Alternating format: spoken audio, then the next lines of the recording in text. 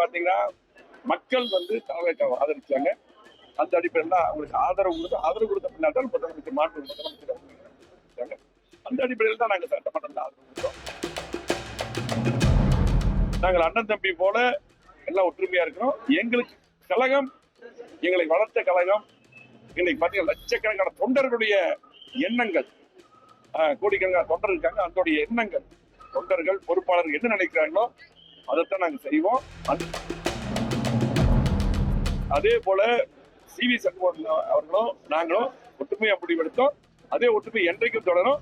அவரு என்ன கருத்தோ அதை எங்க கருத்து என்னமோ CV சண்முகம் கருத்து. கோவை மாவட்டத்துல ஒரு 10 வயது சிறுமி வந்து பாத்தீங்கன்னா இன்னைக்கு எவ்வளவு மோசமான நிலைன்னு தெரியும். ஒரு காமுகர்கள் பண்ணாங்க. இதுக்கு வந்து இந்த மாதிரி நடக்கக்கூடாது. திமுக ஆட்சி நடந்த மாதிரி இன்னைக்கு நடந்துட்டு இருக்குது. அதை தடுக்க வேண்டும். ஒரு சில ஊடகங்கள் பாத்தீங்கன்னா ஒரு தவறா மீண்டும் வந்து பாத்தீங்கன்னா நாங்க பதவிக்காக போனோம், அது கிடைக்கல, அப்படியெல்லாம் கிடையாது. நாங்க ஃபர்ஸ்ட் ஆரம்பத்துல நாங்கள் இன்றைக்கு பாத்தீங்கன்னா மக்கள் வந்து தாவேக்காவை ஆதரிச்சாங்க. அந்த அடிப்படையில் தான் அவங்களுக்கு ஆதரவு கொடுத்த பின்னால்தான் முதலமைச்சர் மாண்பு முதலமைச்சர் அவங்க அந்த அடிப்படையில் தான் நாங்கள் சட்டமன்றத்தில் ஆதரவு கொடுத்தோம். அதே போல அது தெளிவா அண்ணன் CV சண்முகம் தெளிவா விளக்கியிருக்காங்க. அவங்களும் தாவேக்கா சைடு வந்து பாத்தீங்கன்னா இன்னைக்கு கூட சில பேப்பர் அதை பத்தி போட்டிருக்காங்க.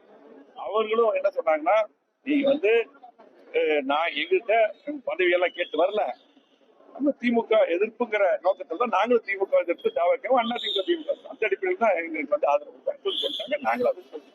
அதே போல CV சண்முகம் அவர்களும் அப்படிதான். இதுவரை நாங்கள் ஒற்றுமையா இருக்கோம். அது எப்பவுமே பாத்தீங்கன்னா எல்லாம் தான் ஒற்றுமையா தான் இருக்கணும். அது மாற்றுக்கிறது இல்லை.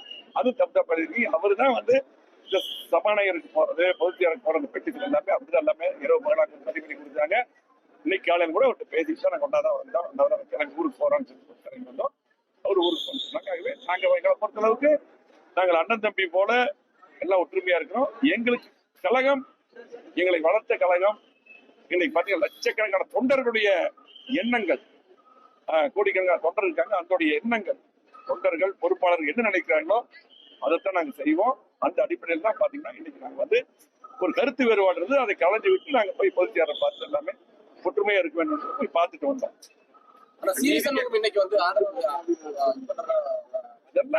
அதாவது என்னன்னா, நான் திரும்ப காலைல கூட பேச்சு வந்தோம். நேற்று நாங்க எல்லாமே நாங்க வந்து சபாநாயகர் பொதுச்செயலர் அவர் கூட தான் எல்லாம் ஒன்னாதான் இருந்தோம். ஆகவே பத்திரிகையில் ஒவ்வொரு நாங்க ஒற்றுமையா இருக்கிறோம். இன்னைக்கு ஒற்றுமையா இருக்கோம். இப்ப வந்து அதே போல CV சண்முகம் அவர்களும் நாங்களும் ஒற்றுமையா முடிவெடுத்தோம். அதே ஒற்றுமை என்றைக்கும் தொடரும். அவரு என்ன கருத்தோ அதை எங்க கருத்து என்னமோ CV சண்முகம் கருத்து. ஆகவே பத்திரிகைகள் ஒரு சில பேர் பாத்தீங்கன்னா சில பேர் எழுதிருக்காங்க, வேற மாதிரி எழுதுறாங்க. அது மட்டும் இல்ல, இன்றைக்கு வந்து பாத்தீங்கன்னா ஒரு சில ஊடகங்கள் அதே போல இந்த யூடியூப் அதெல்லாம் வந்து தப்பாவே, அதாவது ஒரு ஒரு ஒரு ஒரு எண்ணத்தை கொண்டு வந்து இதை திணிக்கணும்னா திணிச்சிடுறாங்க. அதுதான் அது அப்படியே வந்து உங்க போட்டு நம்ப வைக்கிறாங்க. எங்களை பொறுத்தளவுக்கு இந்த கட்சி பொன்விழா கண்ட கட்சி. அதே போல பாத்தீங்கன்னா 31 ஆண்டு ஆளுங்கட்சி இருந்திருக்கோம். இந்த கட்சி நம்ம தோல்வி அடைஞ்சிருக்கோம். இந்த தோல்வி எதனால் மீண்டும் வந்து இந்த மாதிரி எல்லாம் நிலை வரக்கூடாது. கட்சி பலப்படுத்தணும், மீண்டும் ஆட்சிக்கு வந்து மக்கள் நல்லது. இந்த அடிப்படையில் தான் எங்களுக்கு கருத்து வேறுபாடு வந்தது. அதையெல்லாம் கலைஞர் பொதுச்செயலர் செஞ்சாகவே இன்னைக்கு நாங்க அது CV சண்முகம் பாத்தீங்கன்னா எல்லாத்துக்கும் எனக்கு பல கருத்துக்கள் இருக்கு, அவருக்கு இருக்கு, எல்லா கருத்து இதெல்லாம் நாங்க பேசிட்டு இருக்கோம். ஒற்றுமையா இருக்கோம். நான் சாயங்காலம் நைட்டு வந்து ஒன்னாதான் இருந்தோம். இன்னைக்கு காலையில கூட அவருக்கு சொல்லிட்டு நான் கோயம்புத்தூர் போயிட்டு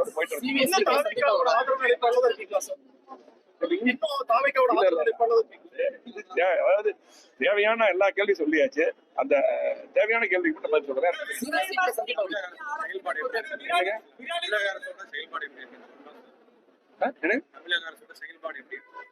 இல்ல இப்பதான் வந்திருக்காங்க, அவங்க இன்னும் வந்து செயல்படும். அதே போல வந்து நான் அறிக்கை விட்ட கோவை மாவட்டத்துல ஒரு 10 வயது சிறுமி வந்து பாத்தீங்கன்னா இன்னைக்கு எவ்வளவு மோசமான நிலைன்னு தெரியும். ஒரு காமுகர்கள் பண்ணாங்க. இதுக்கு வந்து இந்த மாதிரி நடக்கக்கூடாது. திமுக ஆட்சி நடந்த மாதிரி இன்னைக்கு நடந்துட்டு இருக்குது. அதை தடுக்க வேண்டும். அதே போல இன்னைக்கு வெளிப்படையா அவர் சொன்ன கோரிக்கைகள் எல்லாம் பாத்தீங்கன்னா நிறைய அறிக்கையெல்லாம் தேர்தல் அறிக்கை கொடுத்திருக்காங்க.